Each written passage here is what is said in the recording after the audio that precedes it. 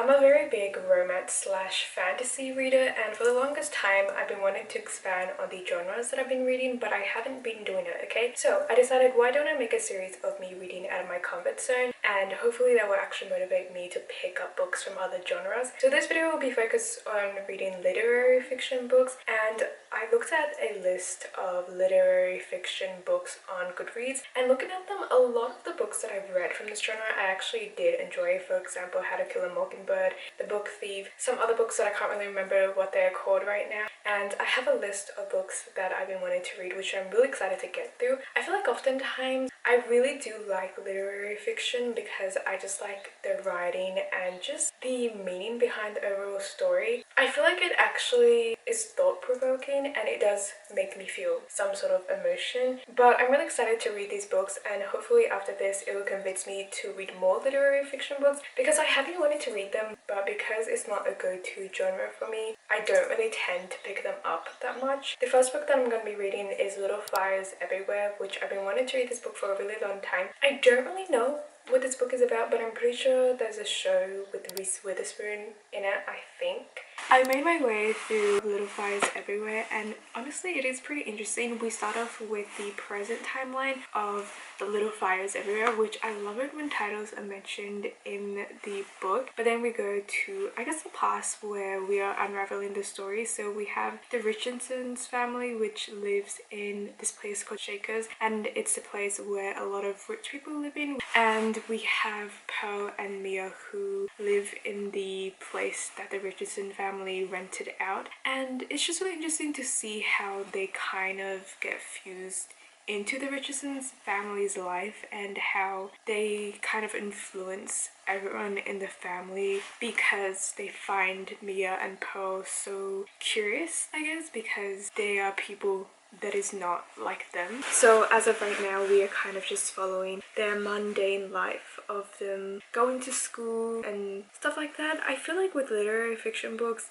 personally, in a way, I do kind of find them boring because nothing is going on. It's really just slow and mundane, and I feel like that is to be expected because it is literary fiction. But maybe that's a reason why I tend to read fantasy books, because there's just a lot more action going on depending on how it is written. But I am excited to continue reading it because I feel like there's some sort of mystery surrounding it. Because it feels so normal and like everyday life, you kind of question where the book is gonna go and what's going to happen at the end, especially because of the preview of the present that we get in the beginning of the book. And because it feels so normal, there's something about it that makes me want to read it really badly, but at the same time I'm kind of scared. I do think that it's really interesting as well to read about the life of rich people and how they interact with people with less money, and kind of how they see them as this other species, but also the way that poorer people look up to rich people and just how they interact with them as well. So while I feel like this book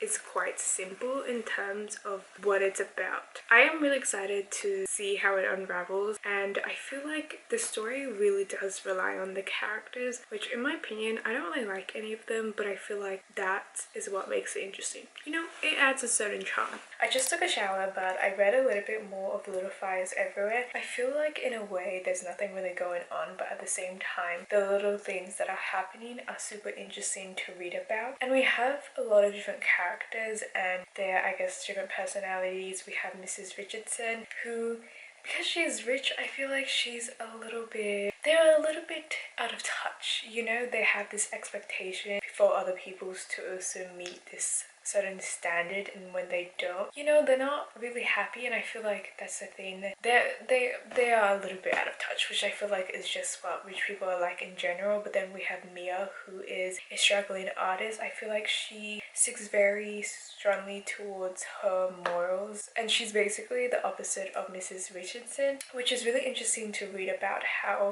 I guess, these two mothers and their conflicting personality and just the way that they also treat their own children and how their experiences influence the way that they bring up their own kids. So far I am really enjoying it, and I can't wait to see what happens in the ending. I'm about to go to sleep, right, because I have to go to uni tomorrow. I have to wake up bright and early. Something about me just wants to I just want to read this book, and this kind of sucks because I'm like, oh, I should read before bed, right? So that I feel tired and I actually want to go to sleep, because if I'm on my phone, I'm not gonna go to sleep. But now I'm reading this book and I'm getting into like the interesting, juicy parts, and I'm like, oh, I actually need to go to sleep now. It's crazy because I feel like in a way this book is pretty slow, like I've mentioned that before, but then we have these little like revelations, little things, and I'm like shocked. And I feel like this is what literary fictions do, honestly. It's the most boringest thing ever, but then they have little things you don't expect from it. I finally finished reading Little Fires Everywhere, and I both simultaneously loved it and hated it. Just there was a lot of things, okay? It put me through a lot of emotions while reading it. I felt anger, surprise, not really a lot of happiness, but also some confusion. There's something about the characters which okay, they really annoyed me, but I feel like they were written in that specific way where they are very, very flawed, very selfish, and I kind of really hated them, but at the same time, I felt very empathetic towards them because of these certain situations that they were in. But at the same time, just like the little things that they did, I guess like that were morally wrong, I didn't exactly like reading about that, but I guess it is pretty interesting to read a character that is written in that type of way, because normally the characters that I read about don't really have that type of personality when it comes to their flaws. I also feel like everything wraps up in a way which makes you feel a little bit confused, a little bit surprised. When I read the ending, I was like, oh my god, this is too much, and it was literally nothing at all at the same time. I just feel like they included so many things from the past, the present, and the future, if that makes sense. We have the past of Mia, we have the present of Bibi and Alexi, and then we have the future of Izzy, and it's like this repetition of similar, I guess, timelines and just the similar experience that a lot of these women go through. The next book that I'm going to be reading is Normal People. Is that what it's called? Yep, Normal People by Sally Rooney. I have no idea what this book is about, but from reading Little Fires Everywhere, I'm really excited. I started reading Normal People, literally barely have read a smidge of it, okay? And I honestly don't really know if I'm enjoying it. I don't know if it's a requirement for characters in literary fictions to be irritating, but honestly, I hate all of them. Only two characters, and I don't really like them, and I feel like maybe it's an issue of me not being able to sympathize with them, or maybe they're just written in a way that's very irritating. But I feel like for me sometimes it's an issue of like connecting to characters and whether or not that makes me want to read the book. And this book is kind of interesting because they don't use quotation marks for the dialogue, which is a little bit confusing, but at the same time I'm like, oh, that's kind of cool. However, sometimes I get a little bit confused on what's like dialogue and what's not. I don't know, I feel like I just started it, but I feel like I'm gonna get bored if I'm being honest, but that's kind of what I experience with all literary fiction books, so I'm not really sure. I feel like it's just has to do with what it's written about and what I feel comfortable reading. This book is pretty short though, like it's only 250 pages, and I've read 35 pages, which is not a lot, but something about me is like, you can finish this book, but it's a question of if I want to and if I will regret finishing it. Well, I ended up finishing Normal People. I was thinking of putting it down, but I don't know. The more that I read it, the more intrigued I got to see where the story was going to end and where the characters were going to go. But to be honest, the story was quite repetitive, so it didn't really go anywhere. And it was honestly so frustrating and so infuriating to read because of the characters, their miscommunication, and just the choices that they made was so... It was so difficult to read, and I feel like I can't say too much about this book because my thoughts surrounding it as of right now is very conflicted. I don't like this book. It just put me through too much pain, and I don't know why people praise it so highly, because while reading it, I already knew that I wasn't gonna like it, but I still kept going because something in me was like, you have to read it, but now I kind of regret reading it. I also think that because I don't understand the things that the characters went through, the things that I personally think about this book, I feel like is a little bit ignorant and judgmental, because our lives are completely different, which makes it a very interesting book to get a different perspective of another person's life, even though they're like characters in a fictional book. However, I feel feel like because of that, it made it very difficult for me to be really sympathetic to the characters because, like I mentioned so many times, they really frustrated me. I think it's interesting to see the difference in like the pain threshold between fantasy and literary fiction books, because fantasy is like all the way down here, literary fiction is like high. With fantasy, I feel like even though something sad may happen, I'm like, it's a fantasy world, and I don't know why, I may cry, I may sob, but it doesn't hit me as hard. But then with literary fiction books, it's not even that painful. Nothing really bad happens. I just feel like something about it just still hurts in my soul. I feel like it's the little things that kind of sticks with you and hurts you. And it's crazy because half of the time I don't even like the characters in these books. Half of the time there's nothing even going on in them. It's like really boring. But all the ones that I've read, they all have caused me pain. So the next book that I'm gonna be reading is Tom Lake. However, I'm gonna take a break from this video. I'm gonna read some other genres because I think reading 3 literary fiction books in a row is very difficult. I don't know. This genre, it's not my favorite. And I feel like there's a reason why I don't read a lot of literary fiction books, and this is probably why. I have officially decided to DNF Tom Lake, literally because I had no motivation to read it. I tried. I really did. Not really, but I don't know.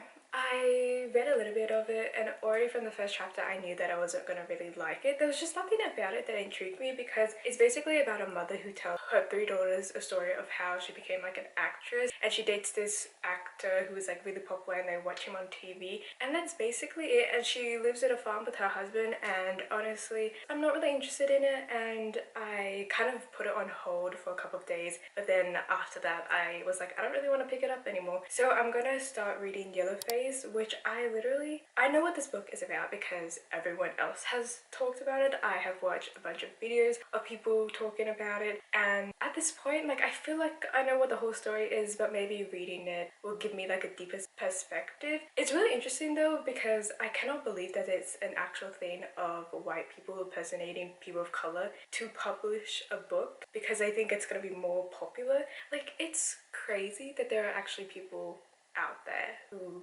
does that. So I'm excited to read Yellowface. I have been a little bit apprehensive though. I've been wanting to read it, but at the same time, R.F. Kuang, sometimes her writing just doesn't do it for me, maybe because the type of books that she writes is personally not what I really read. I was a little bit apprehensive going into Yellowface because I wasn't sure if I was gonna really like it, but I do think that the topic of it is very interesting. And honestly, like, even though I did know the majority of, I guess, the blurb of what this book is about, I still don't know what the ending is, so I'm excited to read that because I want to know what happens in the end. But I also think it's pretty interesting because the story is told in a way where she's directing the narration to us, if that makes sense. It's not like we're watching someone go through their life and their actions, but we're an outside viewer. This time we're reading about like her inner thoughts. In a way, it kind of feels like maybe an autobiography. And there's something about the writing that I just really like. It's very compelling and it does definitely make me want to read more. I finished reading Yellowface, and look, I had to really sit down and think about what I was going to say about this book because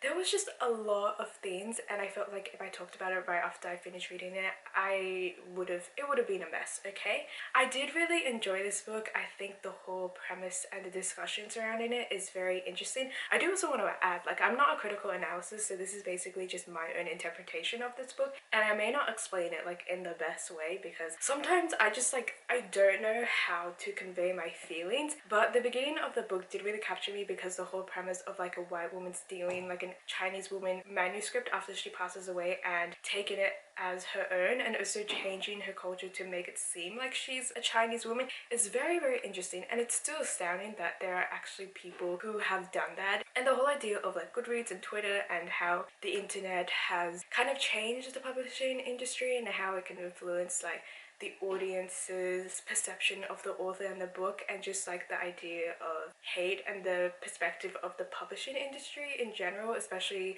from an author who's obviously within the publishing industry, just gives me more of, I guess, like an understanding, because obviously I'm not in the publishing industry. I don't really know like what happens. I don't want to be a writer. I never want to go through that, but reading about the struggles of a author and just like the realization that a lot of authors with very popular published books go through the same thing. But I do feel like 𝐸 really did self-insert herself into the character of Athena. For example, they both attended really prestigious schools. They are both very popular within the publishing industry, and just like the thing that Athena herself writes is also what 𝐸 writes. So it just felt kind of weird for me because I felt like she wrote the main character as someone who was jealous of 𝐸 instead of Athena Lu.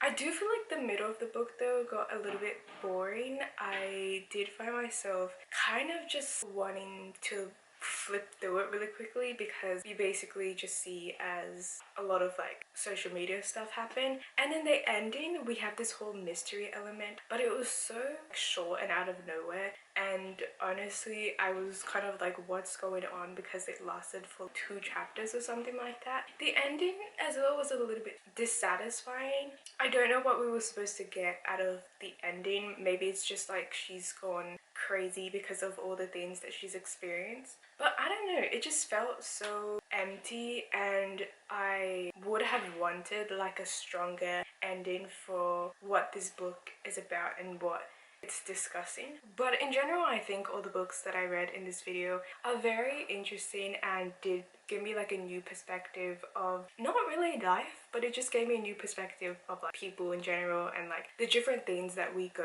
through. What is my final thoughts about literary fiction?